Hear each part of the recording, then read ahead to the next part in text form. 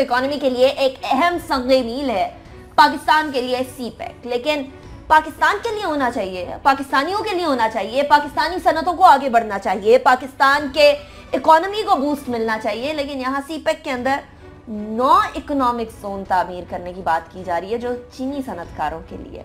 ये पाकिस्तान का human resource जो है काबिल है, काम कर सकता है। असल मसला ही ये है कि ह्यूमन रिसोर्स को इस्तेमाल नहीं किया जा रहा। ये 9 इकोनॉमिक जोन्स अगर इसलिए बन जाएंगे कि वो चीनी सनतकार आए और यहाँ आके सनतकारी करे, ठीक है, अपनी जगह वो भी सही, लेकिन पाकिस्तानियों का इस्तेमाल, पाकिस्तानी ह्यूमन रिसोर्स का इस्तेमाल कहाँ होगा फिर? पाकिस्तानी सनतकार किधर जाएंगे? अनिका देखिए, सीपेक के तहत इकोनॉमिक जोन बनना बहुत खुशाइंद बात है। वजारत मनसूबाबंदी ने पहले तो ये 39 प्रपोज किए थे, लेकिन चाइना के साथ JCC में जिस बात पर जिन डिस्कशंस हुई, जो मटीरियलाइज हुए वो 9 मटीरियलाइज हो चुके हैं, जिसमें खैबर पख्तूनख्वा में रशकई जोन के अंदर एक बनना है M1 के ऊपर, सिंध के अंदर धबेजी में बनेगा, बलूचिस्तान में बोस्तान इंडस्ट्रियल जोन में इकोनॉमिक जोन बनेगा, उसके साथ पंजाब में शेखुपुरा के अंदर इकोनॉमिक जोन बनेगा, वफाकी दारुल हुकूमत यानी वफाकी हुकूमत के मातहत 2 यूनिट्स बनेंगे, और उसके साथ साथ आज़ाद जम्मू कश्मीर में और फाटा के अंदर एक इकोनॉमिक जोन बनेगा।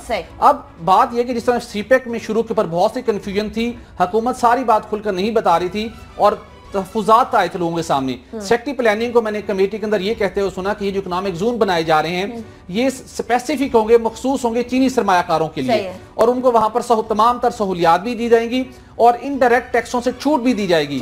तो क्वेश्चन ये है कि फिर पाकिस्तानी सनतकारों को क्या बनेगा? जरा यही सवाल लेकर जाते हैं। आसिम खान साहब हमारे साथ मौजूद है, माहिर खुसूसी है strategic and communication and development communication के हवाले से। आसिम खान साहब, बहुत शुक्रिया आपने हमें हमारे शो में ज्वाइन किया। आसिम साहब, एक आम पाकिस्तानी और पाकिस्तानी सनतकार ये सवाल पूछने पर मजबूर हो रहा है इसके बाद के जी 9 इकोनॉमिक जोन सिर्फ और सिर्फ चीनी सनतकारों के लिए होंगे। चीनी सनतकारों के लिए तो चीन में भी बहुत सारी अपॉर्चुनिटीज हैं, पाकिस्तानी सनतकारों के लिए पाकिस्तान में अपॉर्चुनिटीज डेवलप होनी चाहिए, इसका क्या किया जाएगा? बिस्मिल्लाहिर्रहमानिर्रहीम। परेशानी बजा है लेकिन प्रोपेगेंडा बहुत गलत है और नहायत अफसोसनाक। जहाँ तक चीनी सरमायाकारी का पाकिस्तान में ताल्लुक है, आप बहुत अच्छी तरह से जानते हैं कि पाकिस्तान में जिसे दहशतगर्दी का गढ़ कहा जा रहा था, आज पूरी दुनिया हमें मैन्युफैक्चरिंग हब के तौर पे देख रही है। अब आपका जो है वो जब तवानाई सेक्टर तवाना हो जाएगा, इसमें जब वो बिजली का बहरान आपका खत्म होगा, तो अगला मरला और चौथा अहम तरीन सुकून आपका इंडस्ट्रियल जोन का है।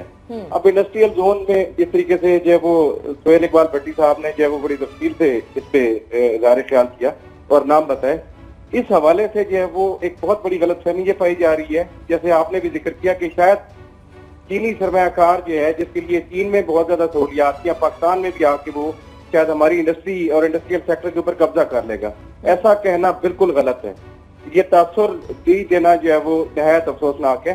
देखिए, इंडस्ट्रियल जोन जो है हमारी सूबाई हुकूमतें, हमारी विफाकी हुकूमत, हमारा बोर्ड ऑफ इन्वेस्टमेंट और आपके जितने भी चेंबर्स ऑफ कॉमर्स हैं, चाहे वो सूबाई हो चाहे मरकजी हो, इनके मशवरे के बाद यहाँ पे जो है वो उनका तयन किया गया है। सूबाई हुकूमतों ने इब्तदाई तौर पे जो नाम दिए थे वो फाइनल किए गए हैं छठी JCC के अंदर। छठी JCC से पहले हमने सूबाई हुकूमतों के साथ मिलकर तकरीबन 42 से 44 जो इकोनॉमिक और इंडस्ट्रियल जोन हैं उनका जो है वो तयन कर दिया है, लेकिन मरहलावार सारा कुछ मुकम्मल होगा। वही फार्मूला के इजीएस्ट फर्स्ट और जो ज्यादा इकोनॉमिकली वायबल है उसको सबसे पहले करेंगे। तो जो चीन की सनत आ रही है वो इस तरह से नहीं है कि यहाँ पे आके उन्होंने अपनी इंडस्ट्री लगानी है, वो इंडस्ट्री यकीनन यहाँ पे लेके आएंगे। आपके यहाँ जो वो सस्ती लेबर है, उनके पास महारत है, उनके पास तजर्बा है। आसिम साहब, हम ये जानना चाहेंगे, आपने बड़ा वाज़ेह बताया कि मजीद इकोनॉमिक जोन भी बनेंगे, खुशाइंद है, लेकिन जो क्या इस वक्त कोई क्लियर कोई पॉलिसी बनाई गई है कि जो पाकिस्तानी सरमायाकार हैं, जो पाकिस्तानी सनतकार हैं, उनका इस इकोनॉमिक जोन के अंदर कितना शेयर उनका होगा, किस हद तक उनको भी वो सहूलियात होंगी जो चाइनीज की होंगी? ये क्या कम्बिनेशन क्या बनाया गया है? कोई क्लियर कट पॉलिसी है कि नहीं?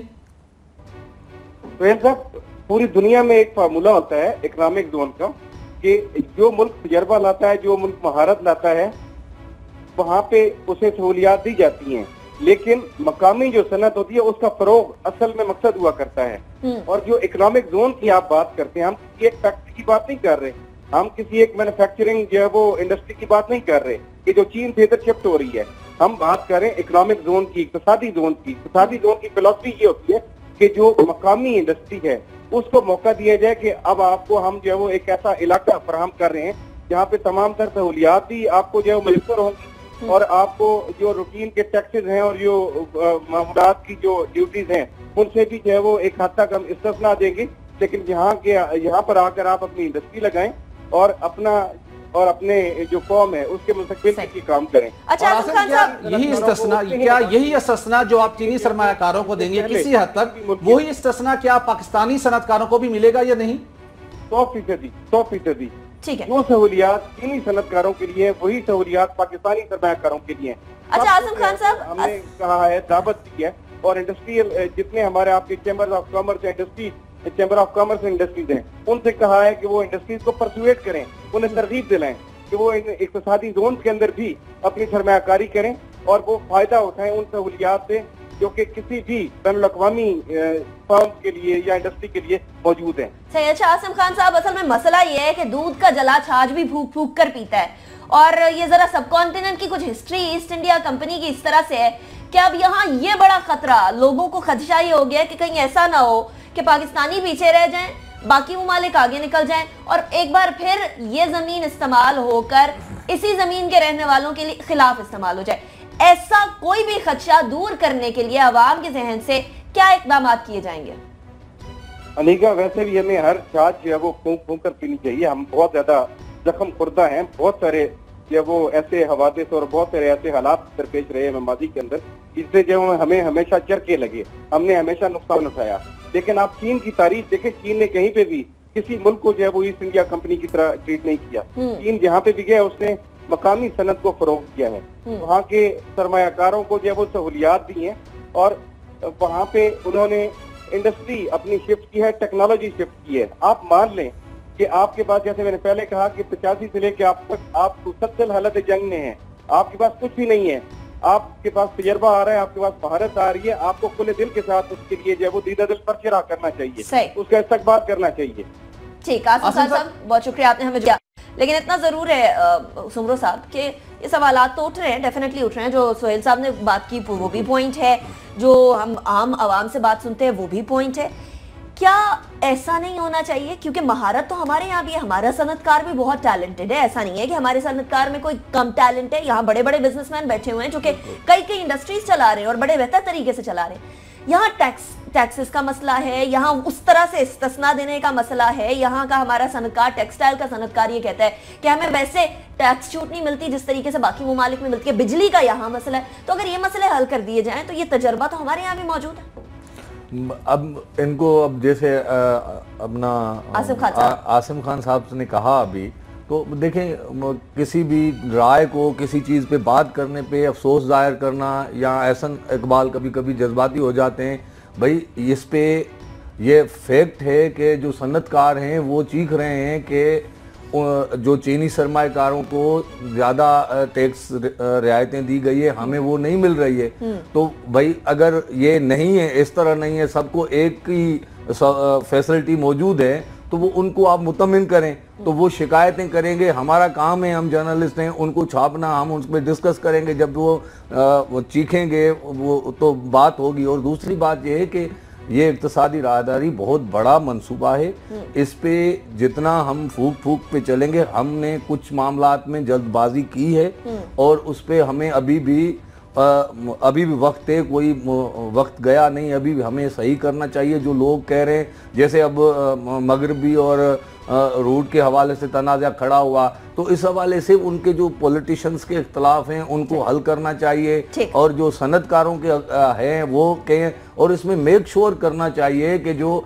हमारी लेबर है, हमारी एक्सपर्टीज हैं, वो वो पीछे न जाएं, तो वो फ्रंट पेज पे हों। उसके बाद भले से चीनी सरमाएकार आए, वो हमारे लोगों से काम लें। ठीक है, हमारे लोगों से याद करना चाहूंगा, मई के अंदर चीन के अंदर वन बेल्ट वन रोड के ऊपर बहुत बड़ा एक इवेंट होने जा रहा है, जिसके अंदर कभी इम्कान है, पाकिस्तान की मुतल्लिका वजारतों ने तैयारी कर रखी है कि सीपेक के अंदर कुछ मजीद प्रोजेक्ट भी शामिल होने जा रहे हैं जो कि मई के अंदर उसके सामने आ जाएंगे। चलिए, वो इतना जरूर है कि सीपेक एक पॉजिटिव मंसूबा है, इसके ऊपर सवाल उठाना हर किसी की जिम्मेदारी इसलिए भी बनती है ताकि एक मंसूबा पॉलिश होकर सामने आए और आम आवाम के काम जरूर आ सके। अगले टॉपिक की तरफ जाएंगे। देखिए, बात यह है, पहली बात तो मैं ये अप्रिशिएट करूं कि हमारे प्राइम मिनिस्टर ने ये बहुत ही अच्छा कदम उठाया जो चारों सूबों के चीफ मिनिस्टर्स को साथ लेके गए हैं क्योंकि यही चीफ मिनिस्टर फिर सूबाइयत का मसला खड़ा करते हैं और बाद में ट्रांसपेरेंसी का रोना रोते हैं और उन कहते हैं कि जी हमें ऑन बोर्ड नहीं रखा गया। तो एक तो मेरा ख्याल है मंसूबे की कामयाबी जो है वो बहुत सारी इस पर मुनसर है कि पूरी कौम यकजहती के साथ इसको लेके आगे बढ़े, और वो मैं समझता हूँ एक पहला कदम कि चारों चीफ मिनिस्टर्स आज वहाँ पे मौजूद और उनकी नज़रों के सामने सब कुछ तय पाएगा। दूसरी चीज़ ये है कि सारे मंसूबे से फ़ायदा हम कैसे उठाते हैं, ये मेरा ख्याल है हमारा अपना काम है, हमारी अपनी मेहनत है। मंसूबा बहुत अच्छा है, लेकिन जो हम गलतियाँ करते हैं वो उससे मेरा ख्याल है फ़ायदा उठाना मुमकिन नहीं रहता। मिसाल के तौर पर जो इंडस्ट्रियल जोन्स हैं वहाँ पे चाइनीज़ जो कुछ लगाना चाहते हैं, चाइनीज़ को बहुत सारी कंसेशंस दी जा रही हैं, टैक्सेस में भी और ड्यूटीज़ में भी, और उनको उसके साथ साथ उनका इक्विपमेंट जो लेके आएंगे उसमें से थर्ड पार्टी इंस्पेक्शन की भी माफ़ी है, जिसका मतलब ये है कि इक्विपमेंट की क्वालिटी वो चाइनीज़ खुद ही जो तय करें वो होगी। स्पेसिफिकेशंस के मुताबिक चेक करने के लिए हमेशा थर्ड पार्टी इंस्पेक्शन का अरेंजमेंट होता है जो उनको माफ़ी है। अब ये कंसेशंस आपके अपने बिजनेस कम्युनिटी को नहीं अवेलेबल। यहाँ पे चैम्बर ऑफ कॉमर्स सारे मौजूद हैं और अक्सर जिनसे मेरी बात होती है वो रोना रोते हैं कि अगर सिर्फ चाइनीज़ ने इंडस्ट्री लगानी है तो हम कैसे कमाएंगे या हम कंपेटेबल नहीं रहेंगे। तो बहुत सारी ये चीज़ें हैं कि वो चाहते हैं कि उनको ऑन बोर्ड रखा जाए और इन इंडस्ट्रियल जोन्स में कंपेटेबल रहने के लिए उनको भी वही कंसेशंस दी जाएं जो चाइनीज़ को दी जाती हैं। अगर हम नहीं देंगे तो वो इसका लाजमन नुकसान होगा। अभी ये पिछले दिनों एक किताब आई थी इकोनॉमिक हिटमैन, और उसमें यही लिखा गया था, और वो ख़ास तौर पर कि ये जो बड़ी कुव्वतें हैं जिनके पास पैसा है वो आपको कर्जे देते हैं और सिर्फ इंफ्रास्ट्रक्चर प्रोजेक्ट्स के लिए देते हैं जिनसे आपकी प्रोडक्टिविटी नहीं बढ़ती, और फिर आप कर्जे देते रहते हैं। उन चीज़ों के डिज़ाइन और इंस्टॉल करने का मटेरियल सारा उन मुल्कों से आता है, पैसा वहीं वापस चले जाता है और आप बैठे उन सड़कों की नपाई करते रहते हैं।